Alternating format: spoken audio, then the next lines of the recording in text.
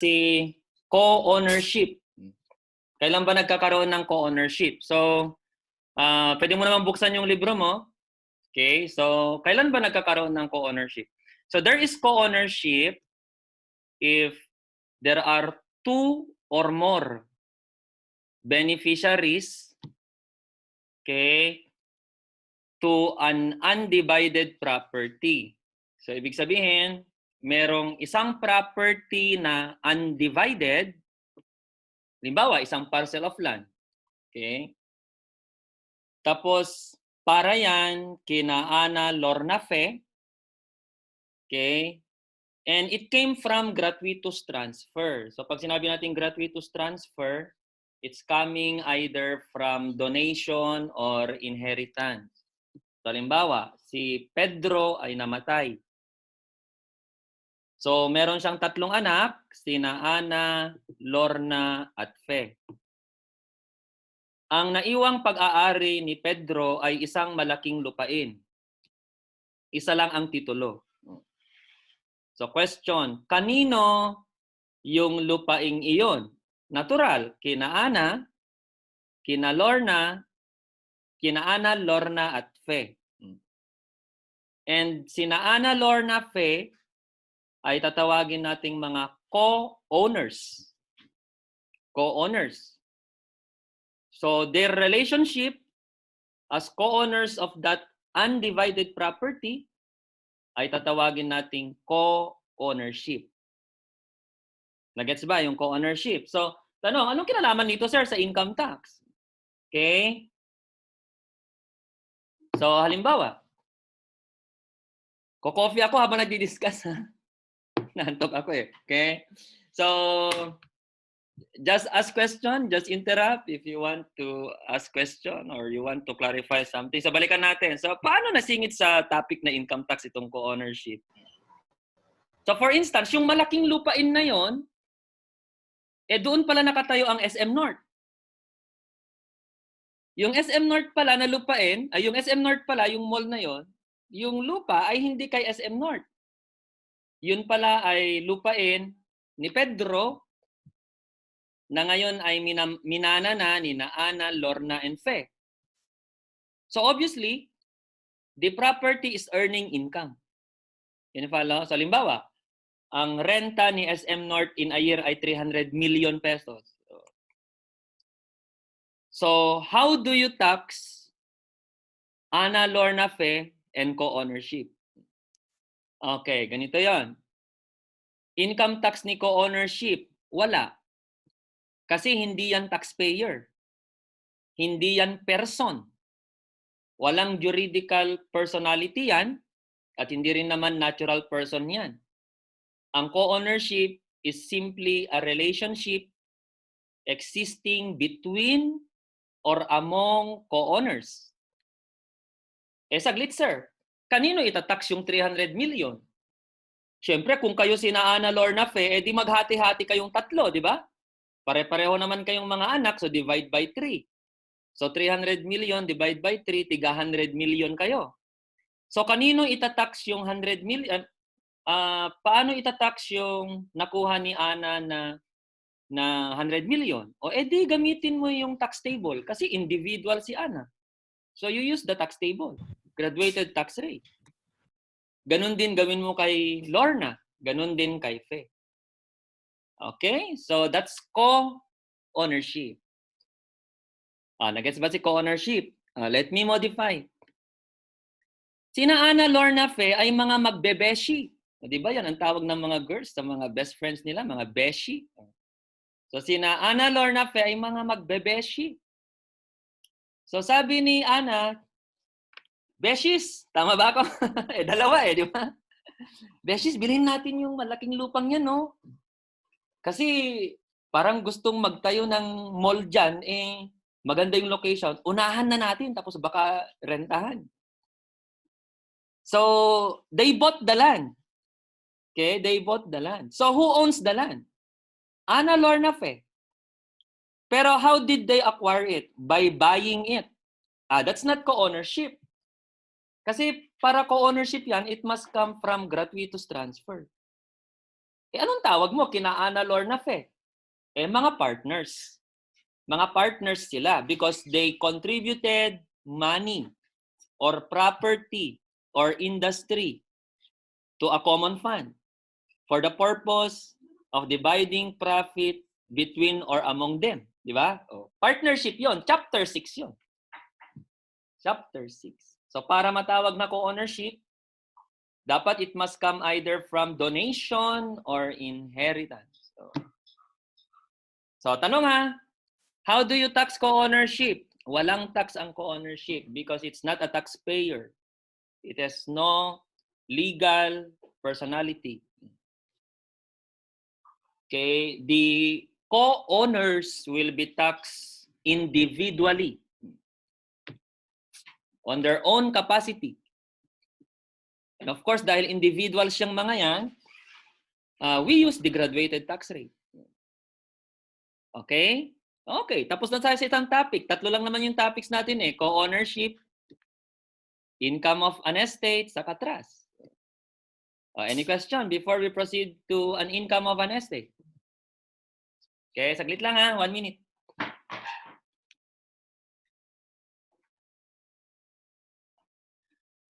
Okay, walang tanong? Wala, kape muna tayo. Okay, income of an estate. Saka income tax ng estate. Balikan natin sina Ana Lorna Fe. Saka si Pedro. Si Pedro ay namatay. 3 ulit ang anak niya, sina Ana Lorna Fe ulit. Okay? Merong property si Pedro sa Quezon City. Sa halimbawa, condotel. Okay? Tapos, may halimbawa, commercial building siya sa Manila. Tapos, marami siyang mga sasakyan. So, ano-ano mga pag-aari ni Pedro? Condotel sa QC. Okay? Commercial building sa Manila. At saka mga sasakyan. Okay. So, halimbawa, namatay si Pedro. Okay? So, siyempre, sino magmamana nung mga yon? Siyempre, sina Ana, sina Lorna, sina Ana, Lorna, at Fe. Okay. So, halimbawa, hindi magkasundo yung 3. Nag-aaway-away. Kasi, biruin mo, iisa pala ang mahal nilang, meron silang common person na minahal sa buhay. At di nila makalimutan hanggang ngayon. Okay? So, away-away silang 3. So, kung nag-aaway-away ang 3, take a look at our PowerPoint. Galing din naman sa libro natin to, no? Okay. So, by the way ha, pag sinabi nating estate, we are pertaining to the properties left by a decedent. Okay? So, balikan natin yung pag-aari ni Pedro. Condotel, edi kumikita yun. Commercial building, edi kumikita yun. Mga sasakyan, so halimbawa, normal ang panahon, tapos rehistrado sa Grab, kunwari, kumikita yung mga properties niya. So, ang tawag mo sa condotel, sa commercial building, sa mga sasakyan ni Pedro ay estate. Estate ni Pedro. Ngayon, kung hindi pa naibigay yon kina Ana, kina Lorna, at Fe, dahil nag-a-undergo pa yon ng settlement. Bakit? Kasi nga, di pa sila settled. Nag-aaway-away, may conflict pa. So habang may conflict, kunwari, nag-earn ng income yung mga properties na yon. Yun, doon tayo magkakaroon ng income of the estate. Income of the estate. So magkakaroon tayo ng income tax of the estate.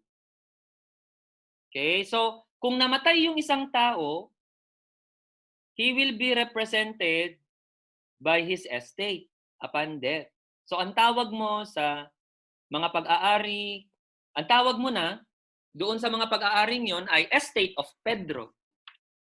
So nung siya ay buhay, ang tawag mo sa kanya Pedro.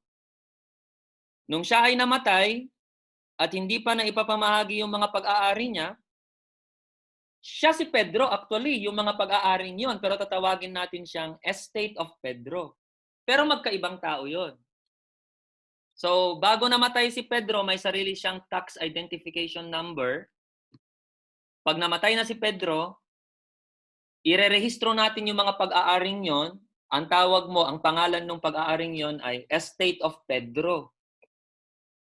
Kaya kung sisilipin mo yung ating tax return na ipinakita dyan sa libro natin, may makikita ka dyan, Estate of Pedro. Kunwari, kung si Pedro ang ginamit natin. So, ibang tao yan kay Pedro, ha? Magkaiba ang tax identification number nila. So, ganito yon. So, kung yung condotel wala pa naman kay Ana, kung yung commercial building wala pa naman kay Lorna, kung yung mga sasakyan wala pa naman kay Fe, so paano yung mga income na yon? Paano yung mga income nila? Itatax sa estate. Okay, so kaya magkakaroon tayo ng income tax of the estate. And how do you tax an estate? Just like an individual taxpayer. Gagamitan mo ng tax table. Saglit, sir. Hindi ba condotel, commercial building, saka mga sasakyan? Hindi naman totoong tao yung mga yon. Sino ang magbabayad, magpa-file? Diyan papasok yung tinatawag nating administrator or executor. So halimbawa, no, bago namatay si Pedro, gumawa siya ng last will and testament niya. Sabi niya, kung ako ay kukunin na ni Lord, itong condotel ko sa QC ay kay Ana.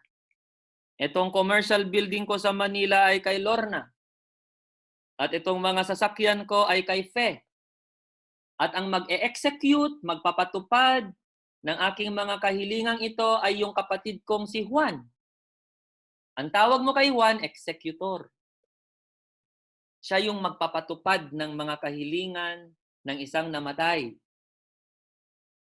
Nag-aaway-away sina Ana Lorna Fe. Hindi tuloy maibigay ni Juan kay Ana yung condotel sa QC kasi ayaw ni Lorna. Sabi ni Lorna, hindi, yan ang gusto ko.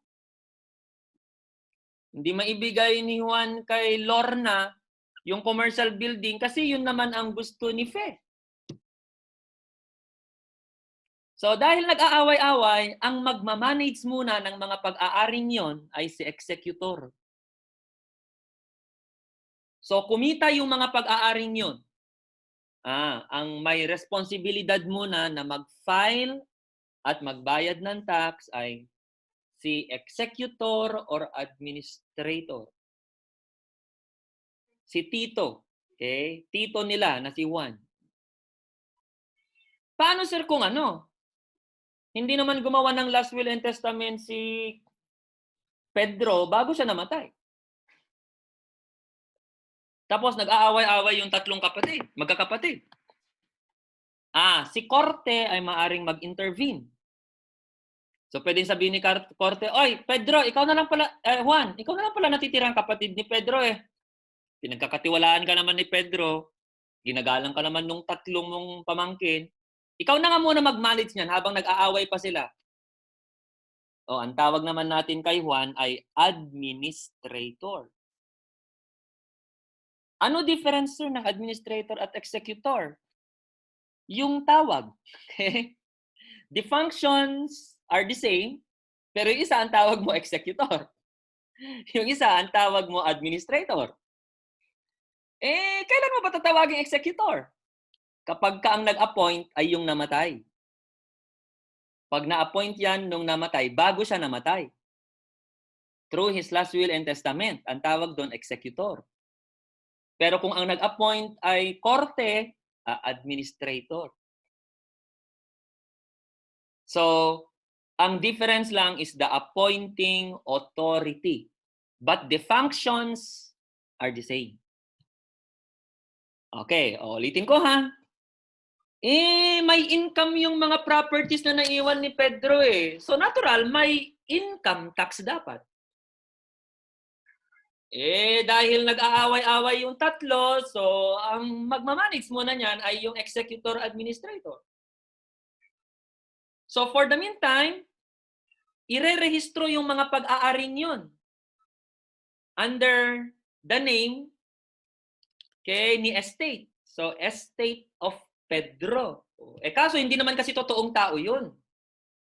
Kaya ang magpapatupad muna, magbabayad ay si administrator or executor. So halimbawa, kumita ng 100 million yung tatlong pag-aari ni Pedro na namatay na. So yung estate of Pedro kumita ng 100 million. So how much is the tax of the estate? O di tingnan mo sa tax table. So graduated rate. So how do you tax an estate? Just like an individual taxpayer. How do you compute the income? Okay, how do you compute the taxable income of an estate? In the same manner, as an individual taxpayer. So sales, o kaya revenue, less cost of sales, less cost of services, add other income if applicable. And then use tax table. Sir, wait lang sir, kasi sa chapter 2 may 8% tax eh. Huwag mong gamitin ang 8% tax sa chapter 4. Kasi ang 8% tax para yan sa self-employed. Hindi naman self-employed ang condotel. Okay? Hindi rin naman self-employed ang commercial building. So, purely, kaya ang gagamitin mo pag ganon, if you are pertaining to ordinary income, ay graduated rate. Sir, tanong. Ang ginawa ni Tito Juan, yung ibang kinita, nilagay sa bank. So, nag-earn sir ng interest income sa bank. O edi, final withholding tax din on interest income sa bank, 20%. Can you follow? Oh. That's income tax of an estate. Okay, let me modify ha. Si Pedro ulit. Namatay ulit. Yun ulit ang pag-aari. Condotel sa QC, commercial building sa Manila, at mga sasakyan. Nung namatay si Pedro, sabi ni Ana, bilang panganay, sabi ni Ana, kapatid Lorna and Fe, bilang panganay. Saka may pamilya na ako, kapatid Lorna, Fe, baka naman okay sa inyo, sa akin na lang itong bahay at lupa. Sabi ni Lorna, Fe, sige te, okay lang kailangan mo talaga yan. So sabi naman ni Lorna, Fe, pwede bang sa akin na lang tong condotel? Sabi naman ni Fe, okay lang ate, importante. Mamahalan tayong lahat. So na kanino na yung condotel? Na kay Ana. Kumita yung condotel, kanino itatax yun? Kay Ana. Na kay Ana yung income eh. Di ba? Di ba si Lorna, kinuha niya naman yung commercial building? Yes, sir. Nasaan yung income ng commercial building? Di kayo na kay Lorna. Kanino itatax yung kinita ng commercial building? Di kay Lorna. Nasaan yung mga sasakyan? Na kay Fe. Kumita din sir yung mga sasakyan. Kanino itatax yung income ng mga sasakyan? Di kay Fe, kasi na kay Fe yun. So, how do we tax Ana, Lorna, Fe? Di tax table. Tax table. Pwede ba gamitin, sir, 8%? Oo naman, kasi self-employed na sila kung ganun, di ba? Balik ka na sa chapter 2. Sir, tanong, magkano income tax ni estate? Wala na tayong pag-uusapang income tax of the estate. Bakit? Magkakaroon lang tayo ng income tax of the estate kapag we are pertaining to the income of an estate during the period of settlement. Sa illustration natin, wala namang period of settlement. Settled na yung estate. Nagets niya ang difference? Tapos na tayo sa income tax of an estate. Di ba? So how do you tax an estate? For income taxation purposes. Just like an individual taxpayer, sir, we will use tax table or graduated rate. Magkakaroon lang tayo, sir, ng tinatawag na income tax of an estate kung yung estate ni namatay ay hindi pa naipamahagi sa mga tagapagmana at during that period na hindi pa naipamahagi yung mga pag-aari ni namatay, ay kumita ng income yung mga yon. Can you follow? Oh, I hope maliwanag. So pag sinabi nating settlement period, we refer to the period when title to the properties left by a decedent is not yet finally transferred to the beneficiary.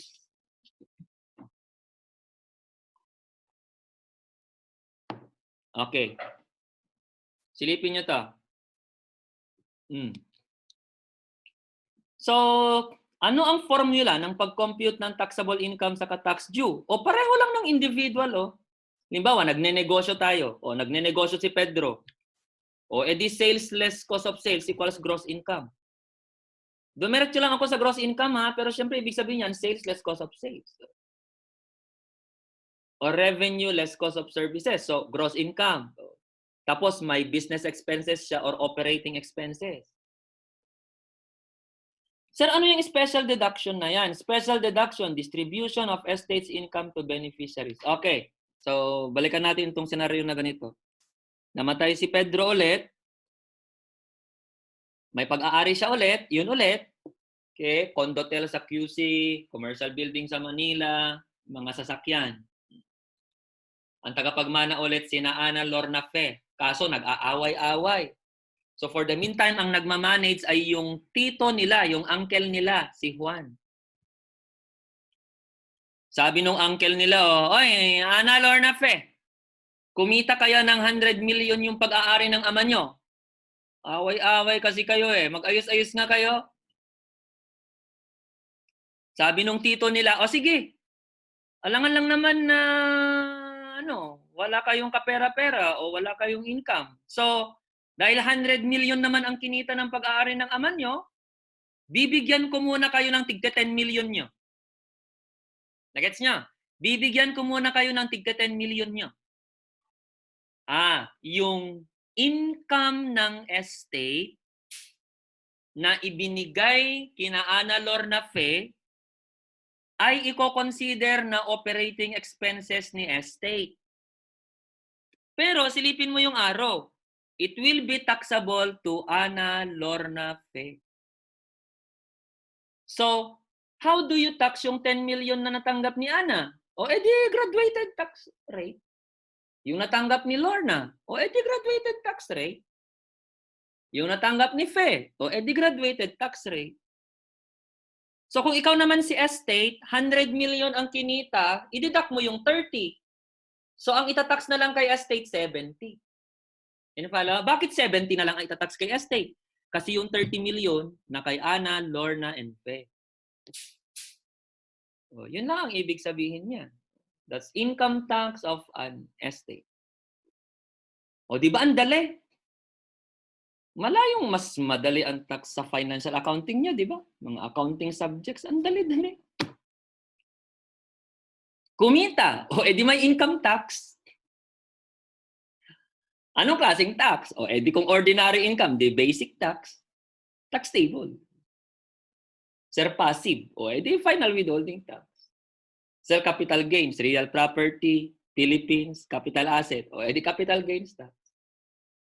Shares of stocks, domestic corp, closely held or non-listed, edi capital gains tax. Any question with our topic? Nakadalawa na tayo. Last topic na ako. May tanong? May tanong muna? May tanong? Wala? Good luck sa prelims nyo, ha. So I hope nag-aaral kayo. Kawawa naman mga magulang nyo kung pandemic na nga tapos ireregalo nyo, bagsak na grade, ha. Okay. Kung may time pa naman yata kayong mag-review, kung may mga kaibigan kayong higher years, okay, o kaya kabats nyo pero may pera, may pinambili at nakabili ng reviewer ni Sir Tabag nyo, baka makakatulong yung reviewer natin for your preparation. So manghiram kayo. Pero kung may pera ka naman at gusto mong bumili, di bumili ka. Okay? Kasi yon, quizzers lahat yon. with explanations. Okay. Anyway, naka-attach na sa blackboard natin yung answer ng chapter 4. Okay. Any question? Last topic na tayo. Uy, magpakita kayo ha. Silipin nyo, nandyan yung si Dominic Seaton. Staff natin yan sa office. So, sinisilip niya kayo kung baka mamaya nag-open lang kayo ng ano nyo. Okay. Nag-connect lang kayo. Wala naman kayo dyan pala. Okay. So, trust na tayo. Trust. Income tax of atras. Okay. Sige. So, dito tayo. Kailan ba nagkakaroon ng income tax of atras? Si Pedro, buhay pa. May 3 siyang anak, sina Ana, Lorna, Fe. Si Ana actually, may asawa na. May anak na nga kaya si Pedro may apo na Si Lorna, kagraduate ng fresh grad ng accountancy. So, magte-take na siya ng CPA board exam. Malapit na maging CPA. Si Fe, yun yung batang-bata pa, ang layo ng agwat. Kasi hindi inakala ni Pedro, saka yung asawa niyang yumauna, na magkakaanak pa sila. So, nabuo si Fe. So, si Fe ay ano pa lang, minor. Kaso si Pedro, medyo malapit na rin kunin ni Lord. Matanda na, amoy lupa na nga Na aani-aninag na nga niya yung mga relatives niyang sinusundo na siya Kaya isang araw, naisip ni Pedro, naku, paano kaya itong si Fe? 5 years old pa lang, kunwari. So, ang ginawa ni Pedro, ganito. May pag-aari siya sa probinsya, kunwari. O kaya QC na lang, may pag-aari siya sa QC, isang condotel. Okay? Sabi ni Pedro kay Metrobank, o kaya kay Juan, o kaya sa isang mapagkakatiwalaang party na marunong mag-manage ng mga properties. Sabi niya, limbawa, gamitin ko na example si Metrobank. Metrobank, i-manage mo nga itong condotel ko na to for the benefit of Fe. May tinatawag tayong trust agreement. Can you follow? Trust agreement. Okay? So, ang mga parties dito ay si Pedro, so siya yung grantor or trustor na tinatawag. Ang tawag natin kay Metrobank o si Juan na magaling mag-manage ng pag-aari or properties ay trustee. Kung minsan actually pwede siyang tawaging fiduciary. Okay? At ang tawag mo kay Fe ay beneficiary. Sir, bakit di na lang binigay agad yung property na yun kay Fe? 5 years old nga. 5 years old nga. Okay? Or, another instance kung kailan magkakaroon ng trust agreement. Jericho, gamitin lang kita example Ikaw ang nakita ko sa screen Sample la. Halimbawa, si Pedro, isa sa mga anak niya si Jericho. Actually, nasa tamang edad naman na si Jericho. Kaso, di pa makapagseryoso sa buhay. Puro pa siya barkada, girlfriend, ganun. So parang, pag naisip siguro ni Pedro, pag ibigay niya kaagad yon kay Jericho bigla-bigla, baka sa isang iglap, mawala na yung property. Kaya naisip ni Pedro na for the meantime, si Metrobank muna o kaya si Juan ang mag-manage ng pag-aari for the benefit of Jericho. Ililipat kay Jericho after 5 years, kunwari. Dahil umaasa si Pedro na after 5 years, matino na si Jericho. Ayun, meron tayong tinatawag na trust agreement. Paano yun, sir? Condotel di kumikita yung property. Yes, kaya may pag-uusapan na naman tayong income. So may pag-uusapan tayong income tax of atras. Yan yung follow? So, kung So how do we compute the income of a trust? The answer is kagaya din siya sa pag-compute ng income ng individual taxpayer. So alam mo sir, yung Condotel kumita ng 100 million. So how do we compute the tax due? Tax table din. Graduated tax rate din for individuals. So you tax trust for income taxation purposes just like an individual taxpayer. Pareho lang siya ng estate, di ba? Yung isa nga lang, estate. Ito naman, trust. So, sino magpa-file? Si trustee, si Metrobank, o si Juan. Pero tandaan nyo ha, hindi yan income tax ni trustee. Kasi, income yan ni Jericho eh. Income yan ni Juan eh. Ay, ni Fe eh. Yun nga lang, ang nagmamanage ay si Metrobank or si Juan. So, sila muna ang magpa-facilitate ng filing and payment ng mga taxes. Nagets niya? Oh, that's chapter 4. Co-ownership, estate, and trust.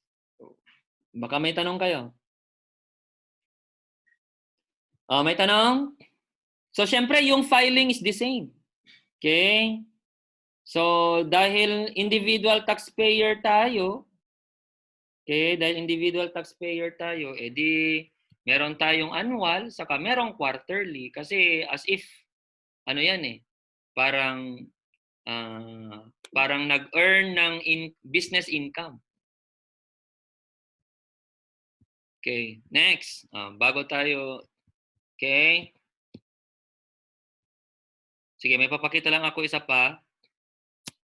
Possible ba, sir, na si Daddy Pedro, ang ginawa niya, may pag-aari kasi siya sa Isabela province. So I'm from Isabela actually, for your info. So, si Daddy Pedro, kinausap niya si Metrobank. Sabi niya, Metrobank, i-manage mo ha. Metrobank Santiago or Isabela, i-manage mo tong property ko dito sa Isabela ha, para kay Fe. Tapos maliban doon, may pag-aari din si Pedro dito sa Manila. Okay, tinalaga naman niya kunwari si Juan bilang taga-pangasiwa. Juan, i-manage mo itong pag-aari ko dito sa Manila ha, para yan kay Fe. So there are more than one trust, but there is only one beneficiary and there is only one grantor. Pag ganon, i-consolidate mo yung dalawang income. Compute the tax as one. Bakit kailangan i-consolidate? Pansinin mo, kunwari lang, maliit lang na property yon. Kasi sir, pag di ko kinonsolidate, halimbawa, yung sa Isabela, ang kinita lang ay 250,000. O edi exempt yun. Tapos, ang kinita lang din nung nasa Manila, 250,000, edi exempt din. 250 plus 250, di 500,000. Parang yung kita na 500,000, exempt. I-consolidate. Para may tax. Para ma-applyan ng tamang tax rate. Can you follow? Kaya we need to consolidate. Ay sir, ganito ginawa ni Daddy Pedro. Sabi niya kay Metrobank Isabela, oy Metrobank Isabela, i-manage mo nga itong pag-aari ko dyan sa Isabela for the benefit of Ana. Oy, ABC Corporation, may pag-aari ako dyan sa Batangas. I-manage mo nga for the benefit of Lorna. Oy, Juan, itong property ko sa Metro Manila, i-manage mo nga para kay Fe. Wag tayong mag-consolidate. I-tax mo yung tatlong trust separately. Bakit? Kasi para mag-consolidate, there must be two or more trusts pero there is only one beneficiary and there is only one grantor. So hindi naman na-meet yun kasi hindi naman iisa yung beneficiary. There are several beneficiaries. So wag mag-consolidate. So ang reason lang kung bakit nagko-consolidate, kasi pag di mo kinonsolidate yan, hindi tama yung lalabas na tax. Okay? Hindi tama yung lalabas na tax. So dapat pagsama-samahin lahat yan para you arrive at the correct graduated tax rate. Okay, class? So I hope maliwanag.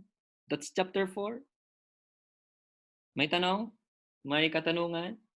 Good luck sa inyong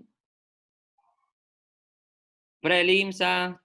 So, I think na upload na sa Blackboard itong ating PowerPoint as well as solution for chapter 4. Okay? Oh, any question, class? Oh, tanong. Sige na, wag na mahiya. Kasi kung wala kayong tanong, iisipin ko okay na kayo. Sabagay, intervention naman tayo ngayon na period. So, baka may tanong din kayo sa chapters 1 to 3. Oh, may mga tanong ba kayo? Mahiyain kayo, ha?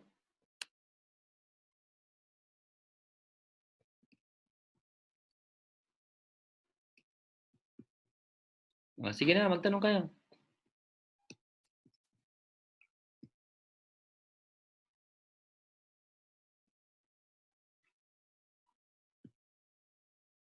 Uy, may kausap ba ako? Magtanong tayo sa mga hindi nagpapakita. Yan, si Tamio Gian Paulo. O, ayaw magpakita eh. Tamio Gian Paulo. May tanong ka, iho? Sir, wala po. Ipakita mo naman yung napaka-guwapo mong mukha, iho. Para makilala naman kita. Baka makabangga kita sa kung saan-saan. Di ko man lang alam, estudyante pala kita, di ba? Biruin mo, oh. Ano pala to? Opa pala. Tama ba yon? Opa ba ang tawag sa ganon? Yung Opa. Oh. Walang tanong, iha? Walang tanong? O, kaya pala ayaw niya magpakita kasi siyempre baka ma-distract yung mga girls. Makilig masyado. Delikado. Si D. Bakit D lang ang pangalan nito? D. D. Ano to? Iho? Iha? Baka iha kasi pink eh. D. May tanong ba? Iha? Iho? D? Bahala ka. Baka di ka malista ni ano ha. May question po. Yes, iho. Yung sa ano po, Si sa passive, Dominic pala yung ano iha? Ano? Sige. yung sa ano po, meron po kasing problem po given dun sa chapter 2, yung foreign corporation po na dividend income. Di ba po sir, parang ano po siya, basic tax po siya. Pero paano po pag silent? I-assume po ba namin na resident po siya or non-resident? Kung silent, i-assume na lang natin na siya ay, kasi ganito yan. Okay? Pag dividend income from foreign kasi, basic talaga yan. Follow? Kasi ang subject lang naman sa final withholding tax ay yung coming from domestic corporation. Di ba? Para yan ay final withholding tax, it must come from, it must be a cash dividend or property dividend from domestic corporation. Follow? Ngayon, kung sinabi foreign o the basic actually, i-exclude mo lang yun kung yung dividend income ba na yun ay income sa Pilipinas or income abroad. Kasi, can you follow? So, doon lang naman tayo magkakaproblema eh. Saglit lang, sir, kasi merong dividend income from foreign corp. Resident man or non-resident foreign corp. Tanong, sir, yung dividend income ba na yon ay na-earn sa Philippines or not? That question will be answered sa chapter 7 and chapter 8. Diba? We will check kung ano yung situs ng dividend income. So since nasa chapter 2 pa lang tayo, okay, pwede nating i-consider na pag ganun lang ang sinabi, we assume that it is earned in the Philippines. However, kung yung pagkakapresent sa problem ay halimbawa may column na income Philippines, may column na income abroad, tapos nakalagay dividend income foreign corp, tapos nandun siya sa column ng abroad, o income abroad yon. So if the taxpayer is non-resident citizen, huwag mong isama. Isama mo lang yun kung ang taxpayer ay resident citizen. Kasi only resident citizens are taxable on their income within and without, di ba? Kaya actually, pag tinanong, is dividend income from foreign corp subject to graduated tax rate? Yes. If tinanong, is dividend income from foreign corporation considered income earned in the Philippines or considered income earned abroad? Depende. Depende. Kaya sisilipin mo yung chapter 7 mo, di ba? So, at least 50% ba ng earnings ng foreign corporation na yan ay na-earn sa Pilipinas? So, wala pa naman tayo sa ganong chapter. Can you follow? So, nasagot ko ba, Iho, yung tanong? Naklaro ba? Yes po. Thank you, sir. Oh, Chini. Pakita ka naman, Chini. Mahilig sa doble-dobleng letters si Chini, no? Chinihan. Any question, Chini? Wala naman po. Yes, Iho. Kasi pumunta ako ng Toyota tsaka Wala naman po. pumunta ako ng Toyota tsaka Nissan. And nakita ko yung pressure nila. Iba yata yun. Brand, Sa akin ba yun? Sa akin ba yung tanong? Iba yata. Noslen Jason. Baka Noslen Jason. May tanong ka? Philip. Wala? Noslen Jason.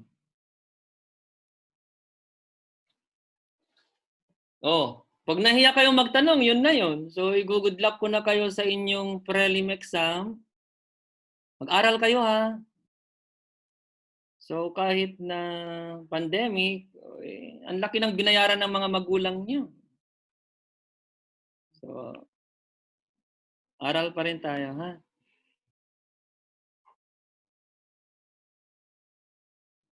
Next sem, tax 2 na. Business tax. Next sem, may negosyo ka na. Yun yung topic natin. Next sem, may negosyo ka. So, pag-usapan natin yung business tax mo. Next sem, may minana ka. So, pag-usapan natin yung tax nung nagpamana sa'yo. O yung nag-donate sa'yo. So, ngayong SEM, ang pag-usapan lang natin ay puro income. So, after prelims nyo, we will start our discussion sa income tax of corporations na. Saka partnership. Wala nang tanong? Philip, baka may tanong kayo. Ayaw magpakita ni Philip? Sir? Yes? Sir, may itatanong po kami, pero tungkol po sa schedule. Schedule ng? Schedule po ng synchronous class natin, sir. Kung okay lang po sa inyo, okay lang po ba na magpabago po kami ng time this finals period po? Oo naman. Kayo pa. Alipin niyo ako eh. So, sir, okay lang po ba na Wag lang naman Friday madaling instead- araw ha. Baka natutulog ako. Baka madaling araw na... Hindi po, sir. Hindi po. Instead po na 5 to 7 p.m. na ganitong oras, kung okay lang po bang 12 noon to 2 p.m. po? Oo naman. Tama-tama kasi yung isa 9 to 11. Di sakto 12 to 1. Diba? Ayun lang po, sir. Thank you po. Basta as much as possible, lahat kayo ay mag-a-agree doon. No, kung pwede. Napag-usapan na po namin kanina, sir. Di mabuti. So actually, mas gusto ko yun. Mas gusto ko yun para tuloy-tuloy yung pagod ko from 9 to 2. O di tapos na yung pagod ko, di ba? Ano pa? Hindi nyo ba i-request na uno na lang kayo lahat? Hindi nyo i-request? Pwede naman po, Tapos, sir. yung mga hindi nagpapakita, siguro 270 at siguro 5, di ba? O, hindi, joke lang. Joke lang. Oh, hindi pa naman kayo nababaliw sa pandemic, ha? Kasi ako, malapit nang mabaliw. Ang hirap nakakulong, ano? Okay. So, yun na lang siguro. So, I hope may nadagdag, no? May natutunan tayo ngayong araw kahit papano. So, tsaga-tsaga lang, sipag-sipag lang. Ilang taon na lang, CPA ka na rin. Di ba? Okay. Wala na?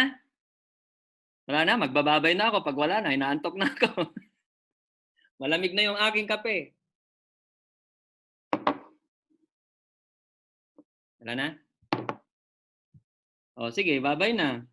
Good luck, ha? Good luck. I hope lahat kayo nakapag-quiz, ha? Okay. Laban lang. Sir, Sige. last na po. Kahit hindi last, iha, okay lang. Ano? Nagtatanong din po sila yung tungkol sa update po sa correction sa first quiz. Kung meron na daw. Yung sa quiz. Sa quiz 1 ba yun? Opo, sir. Si attorney, tinatanong ko si attorney, medyo sa dean's office niya na nang tanungin. Tatanungin ko din ang dean's office ulit. Hi po, thank you. Baka kasi kurutin ako mahirap. Medyo. Tanungin ko ulit, no? Tatanungin ko ulit. Don't worry, sisilipin ko yung quiz 1. Kung may makita ako doon na alanganin na sagot, siyempre, bonus na lang natin, di ba? Times 5 pa, di ba? Don't worry, I will check personally the contents of quiz 1. And obviously, kung alam ko namang alanganin yung so baka ako na lang mismo ang mag-adjust ng scores nyo. So, halimbawa, chinek ko, tapos marami akong nakitang alanganin yung sagot, hindi tugma.